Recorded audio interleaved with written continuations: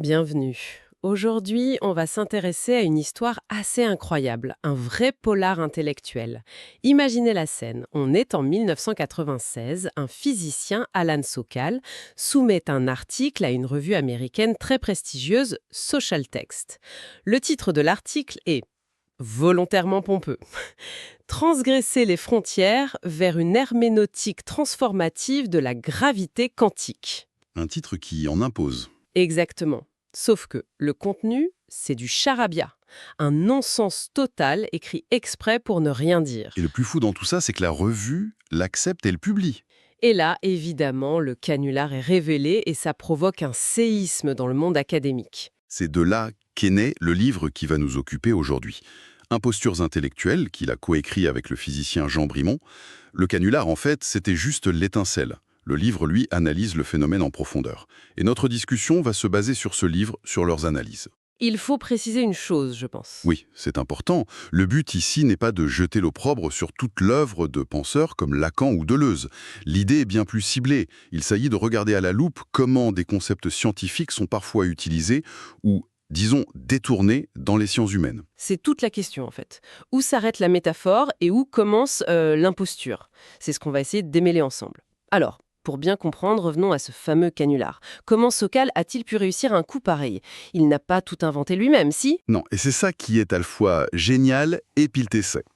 Et assez pervers. Son article, en fait, c'est un montage, un collage. Il a pioché des dizaines de citations, toutes authentiques, de grands intellectuels français et américains. Ah, d'accord. Il a pris des phrases qui existaient déjà. Exactement. Des phrases souvent très complexes, un peu hors sol, et il les a assemblées. Lui, il dit qu'il a juste fourni le ciment pour que tout ça tienne ensemble. Et ce fameux ciment, c'était quoi?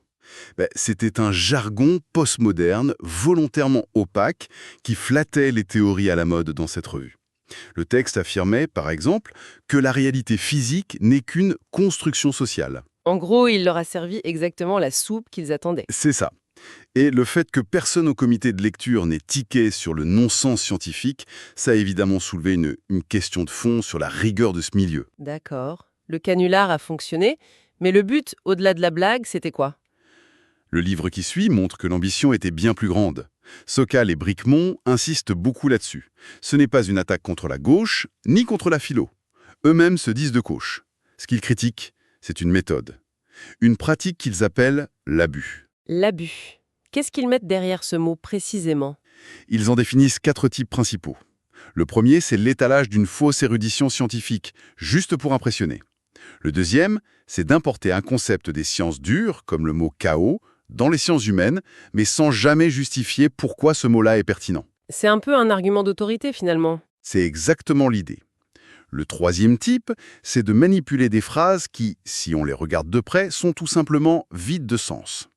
Et le dernier, c'est de jongler avec un vocabulaire technique, non pas pour clarifier, mais au contraire pour rendre le propos obscur et intimidant. Bon, là, il nous faut des exemples concrets. Le livre doit bien citer des noms, j'imagine. Oh que oui, et pas des petits noms. L'un des cas les plus étudiés, c'est celui du psychanalyste Jacques Lacan. Lacan, bien sûr. Voilà. Sokal et Brimont analysent son usage de la topologie. C'est une branche des mathématiques qui étudie, pour faire simple, les formes et leurs déformations. Lacan va utiliser des mots comme le tore, la bouteille de Klein. J'ai lu ça, oui. Il parle par exemple de la compacité de l'inconscient. Pour une non-mathématicienne comme moi, ça sonne poétique peut-être, mais surtout très étrange. C'est quoi le problème selon eux? Le problème, ce n'est pas la métaphore en soi. On en fait tous.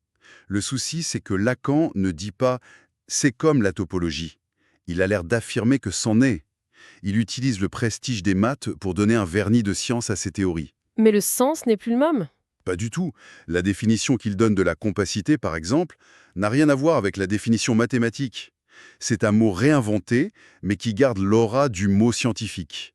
L'analogie n'est jamais expliquée. Et il y a aussi cette histoire incroyable de calcul. Ah oui, Il pose que le signifiant, un concept de linguistique, serait l'équivalent du nombre imaginaire, la racine carrée de -1.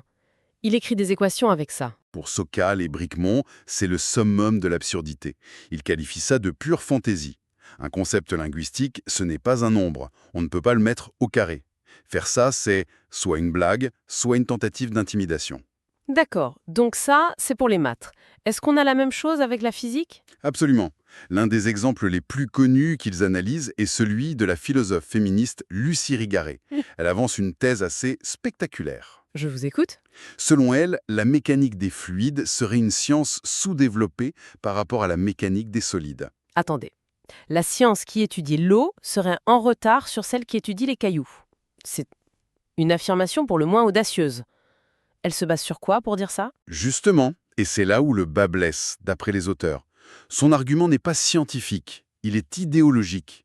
Son hypothèse, c'est que la science est phallocrate.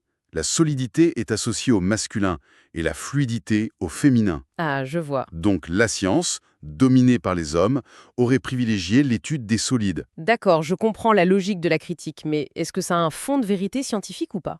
Pour Sokal et Bricmont, pas du tout. Ça révèle une incompréhension totale de la physique. D'abord, la mécanique des solides est loin d'être un domaine simple ou fini. Ensuite, si la mécanique des fluides est si compliquée, notamment le problème de la turbulence, ce n'est pas un complot masculiniste. Non. Non, c'est à cause de la nature même des équations qui la régissent. Ce sont des équations non linéaires, un véritable cauchemar à résoudre.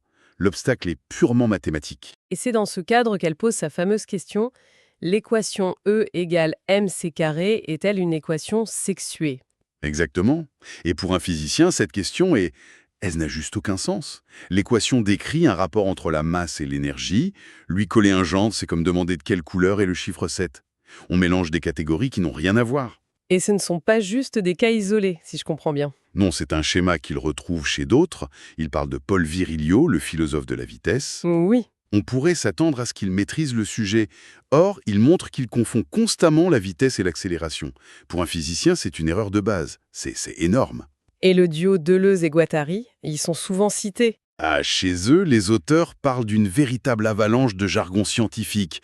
Géométrie riemannienne, théorie du chaos, fonction, tout y passe. Le problème n'est pas la citation, mais le fait que l'usage semble purement ornemental. Le lien avec la philosophie n'est jamais démontré. C'est l'exemple parfait de l'argument par l'intimidation. Je vois mieux la critique sur l'usage du jargon, mais on sent bien que l'enjeu du livre va plus loin. Ces impostures ne seraient que la partie émergée de l'iceberg. Il parle de relativisme épistémique. C'est une expression un peu complexe. Vous pouvez nous éclairer? Bien sûr, le relativisme épistémique ou cognitif, c'est, pour faire simple, l'idée que la science n'est qu'un récit parmi d'autres, une construction sociale. Dans cette perspective, la théorie de la gravité n'aurait pas un statut de vérité plus élevé qu'un mythe de la création, par exemple. Ce serait juste deux discours différents sur le monde. Ah oui, je vois. Et si on adopte ce point de vue, alors piocher des mots dans la science pour les utiliser comme on veut, ce n'est plus vraiment un abus. Exactement. Vous mettez le doigt dessus. Si la science ne décrit rien de réel, si ce n'est qu'un jeu de langage, alors pourquoi se priver? On peut l'utiliser comme une boîte à outils poétique. Toute la démarche de Sokal et Bricmont, au contraire, repose sur l'idée que la science, même si elle est faillible, produit une connaissance objective sur le monde et que ces concepts ont des définitions précises. On associe souvent le philosophe Thomas Kuhn à ses idées de relativisme avec sa théorie des paradigmes. Comment est-ce qu'il se positionne par rapport à lui? C'est un point très intéressant. Ils distinguent ce qu'ils appellent les deux Kuhn. D'un côté, il y a le Kuhn modéré, l'historien qui a montré que la science n'est pas une progression toute droite et que des facteurs sociaux jouent un rôle. Ça, personne ne le conteste. Et de l'autre, il y a le Kuhn immodéré, ou plutôt l'interprétation radicale de son travail. C'est-à-dire?